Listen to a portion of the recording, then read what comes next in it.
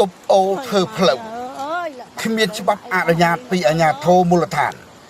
นังมนตรีประจัยกเตจุมเนียง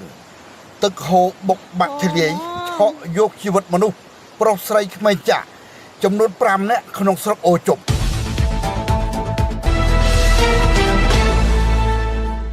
ขายรัตนกิรีมนุษย์โปรไซค์ไม่จ่าจำนวนปรามเนี่ยสมาหนึ่งปีครูซาขนมสระโอจมบานบัดบองชีวิตนังกำปงบัดขลุ่นประตูปีจบในอุปัตวิหารดองอักรอโดยตึกโหบกยังคลางคลาหนึ่งกุยโยกเต่าคณะกำปงเด็กลงโลขนมโตมจำจำกาทุเรนออยเกแต่เบตีตั้งจบขนมโอกันจวนแต่เถิดในขนมพุ่มปิ่งคุมสามัคคีสระโอจมการปีประทายที่มาภัยประมวยคายกันหยาฉะนั้นปีปอนมาภัยปรามเบลียโปรลมมองบนเจียงกันลองเต่าถอยนู่ให้แก้เพียบอาโนบังกออ้อยบัดบังบดุเพลียมระโหดหมกดอกทายที่สามซับคายกันหยาฉะนั้นปีปอนมาภัยปรามนี่กรมสมบัติกิจหนึ่งอาญาโทมูลฐานเนื้อแต่บนต่อขัดคอมเปล่งแปลงหนึ่งขณะขณะยรกตามการราโตรถ่ายเทียด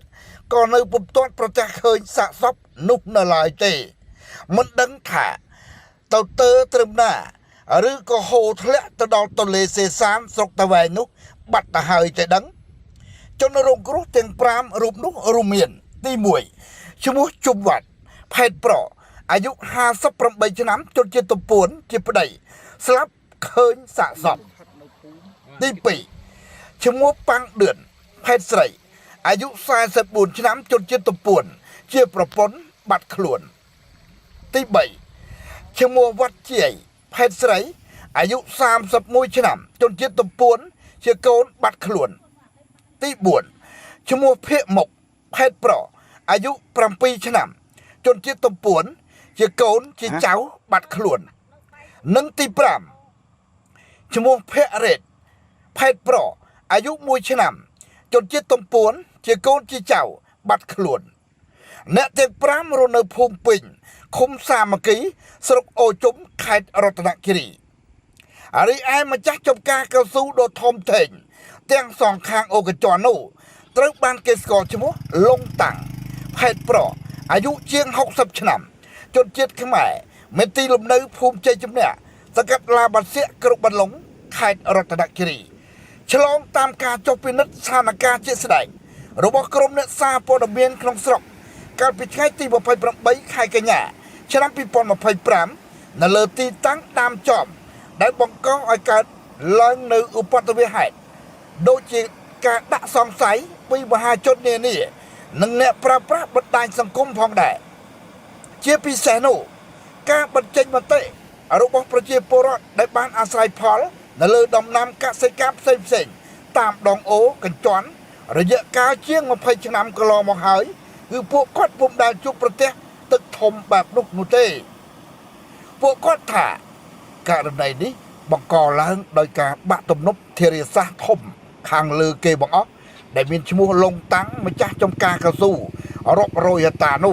โลกตุบตึกดับใบสอยสรับดำน้ำกสิกรรมเซนเตี้ยในขนมบาดโอกจรมวยนี้พองได้พวกกัดบนต่อถ่า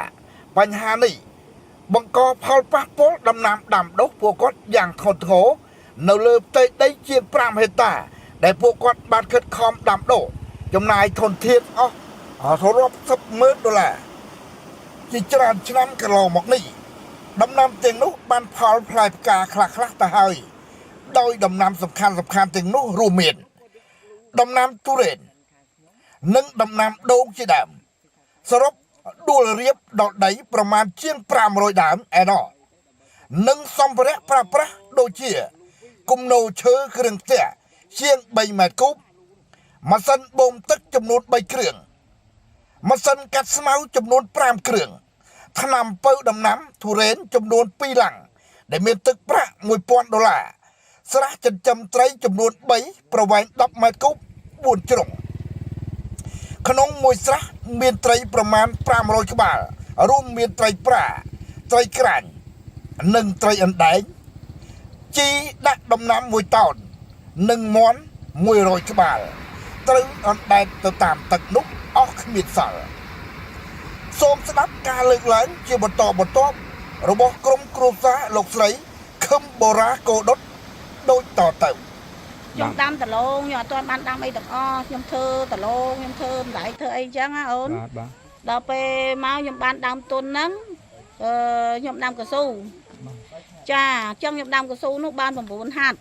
អញ្ចឹងមកបានលុយកស៊ូហ្នឹងហើយយកមកបរិះដីហ្នឹងបាន40ហាត់ជាងដែរបាទសង្ឃឹមថាបានទទួលផលពីត្រេនពីដូងពីអីហ្នឹងទៀតទៅចារងខូចខាតស្ទើរតែទាំងស្រុងហ្មងចាប៉ុន្តែផ្ទះកម្មកូនដំណាំតដេកនៅអូនោះទៅបាត់ហើយតាមអូបាត់ហើយបាទឈើផងអីផងទៅអស់ឲ្យអូនហើយតាំងម៉ាស៊ីនតាំងពីស្អីខ្លះហេវាភ្លាមពេកណាំបាញ់តរ៉េនដាំអីតាំងធុងទៅអស់ហើយបាទខ្ញុំមកចការហ្នឹងអត់ទាន់មានអីទេពេលប្តីខ្ញុំមករកត្រីរកអីយប់ជាមួយអាមួយនេះជិះជាប់ជាមួយខ្ញុំហ្នឹងវាម៉ោង2ដប់ហើយក្នុងថ្ងៃទី25ហ្នឹងអត់ឃើញអីដែរប៉ុន្តែភ្លឺអ្នកនៅចការខ្ញុំម៉ោង4ជាងវាថតឲ្យមើលវាថាបងអើយលេខតរ៉េនមកអស់ហើយតាក់មកអស់ហើយខ្ញុំអត់ជឿព្រោះអីខ្ញុំនៅយប់ខ្ញុំនៅហ្នឹងដែរវាអត់ឃើញប្រហែលជាចិត្តភ្លឺហើយតាក់ហ្នឹងមិនដែរខ្ញុំនៅនេះយូរហើយជាង10ឆ្នាំខ្ញុំមិនដែរឃើញតាក់ថ្នាក់ហ្នឹងទេដល់ពេលខ្ញុំសួរហេតុដើមតងកូនខ្ញុំប្តីខ្ញុំទៅមើលថាហេតុអីបានអញ្ចឹងប្តីខ្ញុំព្រឹកឡើងប្តីខ្ញុំទៅមើលទៀតបានទៅឃើញតំណប់ដាក់នៅខាងលើហ្នឹង2 3មកហ្នឹងត្រីអីស្រះត្រីអីអស់លីងអានោះគឺបាក់តំណប់បងពាក់ព័ន្ធករណីខាងលើនេះលោកឡុងតាំង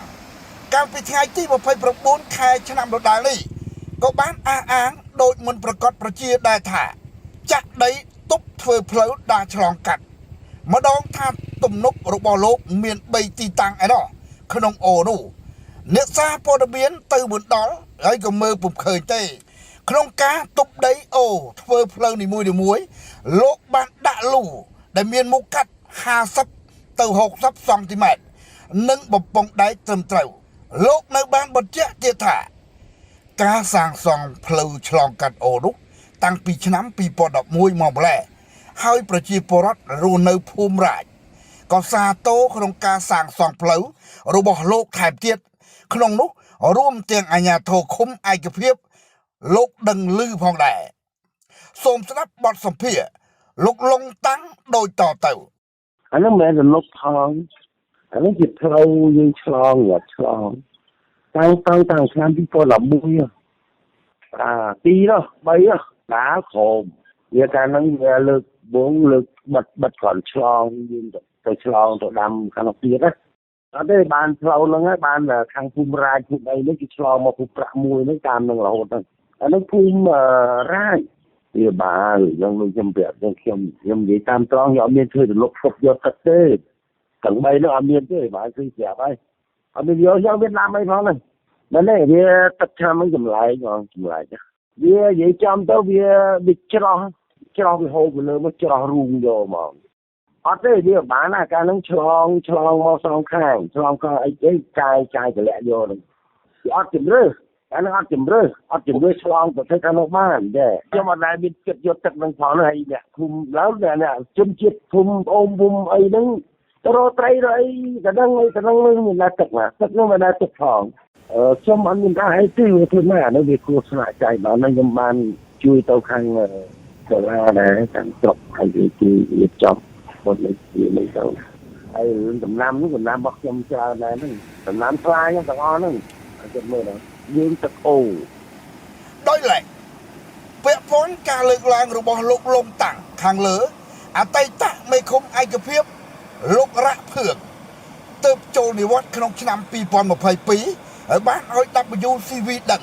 នាល្ងាចថ្ងៃទី29កញ្ញានេះដែលថាបញ្ហានោះលោកមិនបានដឹងឮរឿងសាងសង់ផ្លូវឯកជននោះទេលោកថាការសាងសង់ផ្លូវនោះពុំមានឯកសារណាមួយបញ្ជាក់ជាលាយលក្ខណ៍អក្សរនោះឡើយ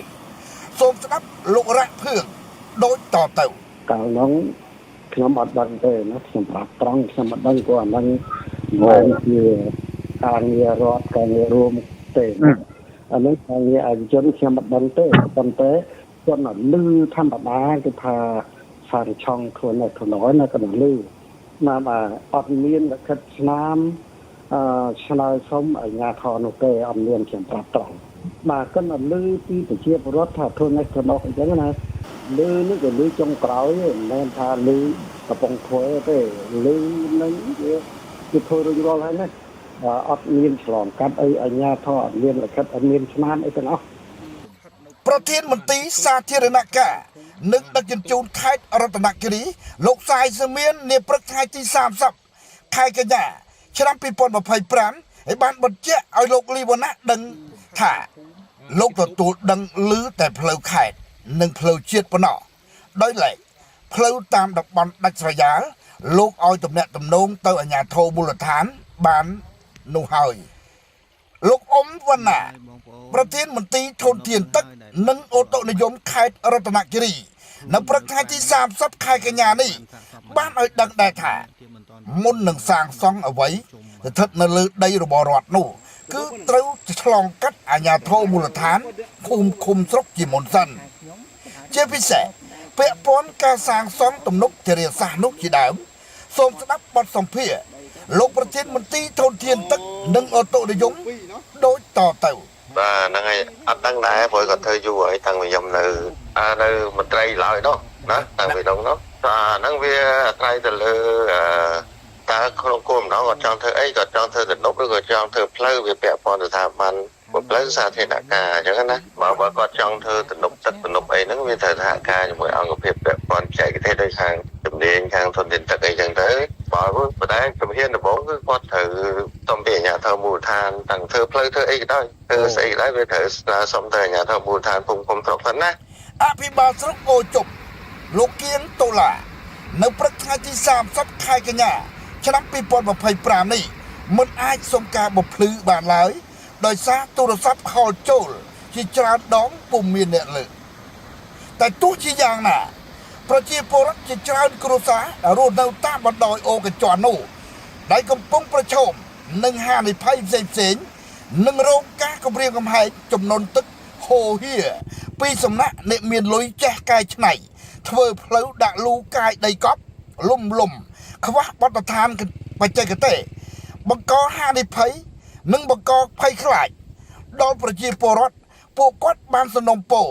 ដល់អាជ្ញាធរមូលដ្ឋានដែលគួរតែចុះត្រួតពិនិត្យឲ្យបានជាប់ជាប្រចាំជួយមានវិធានការទប់ស្កាត់និងបង្ក្រាបរាល់ភាពមិនប្រក្រតីដែលកើតមានឡើងជាយថាហេតុនិងផ្ដល់ឱកាសឲ្យប្រជាពលរដ្ឋបានបង្កបង្កើនផលនិងអាស្រ័យផលនៅលើដំណាំកសិកម្មដើម្បីចិញ្ចឹមជីវិតផងរាយការណ៍ពីក្រុងបានលុងខេត្តរតនគិរីដោយខ្ញុំបាទលីវណ្ណា WCV